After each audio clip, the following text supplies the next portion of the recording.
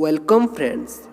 आज आम जानिबा जदि भूल रे गोटे ट्रेन लाल सिग्नल को क्रॉस करिवो ताहेले सेई ट्रेन रो लोको पायलट को कौन दंड दिया जाए। जानिबा पई वीडियोटा को पूरा देखंतु। भल लागिले लाइक सब्सक्राइब आउ कमेंट करंतु। लाल सिग्नल को गोटे ट्रेन जदि पास करे ताहेले ताहाकू टेक्निकल भाषा रे SPAD स्पाड कहा जाए। ताहा माने होछि सिग्नल पासिंग एट डेंजर। जदि गोटे ट्रेन लाल सिग्नल को क्रॉस करे सेइथि पई रेलवे बोर्ड दंड निर्धारित करिछि।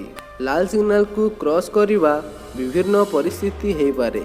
प्रथमटी हेला पूरा दुर्घटना लोको पायलट रो बेखातिर भाव द्वारा हेइथिले लोको पायलट को दुईटी दंड दिया जाए।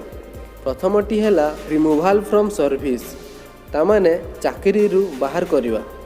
द्वितीयटी हेला परमानेंट रिटायरमेंट, सबुदिन पई अवसर देदेवा। द्वितीय परिस्थिति हेला जदि ट्रेन रो ब्रेक पावर कम अछि और ट्रेन लाल सिग्नल को क्रॉस करिकी आगरे रहिला ताहेले लोको पायलट को रिडक्शन टू ग्रेड रो दंड दिया जिवो। एही भलिया एही तीनोटी दंड लोको पायलट रो लाल सिग्नल क्रॉस करिवा पई दिया जाए।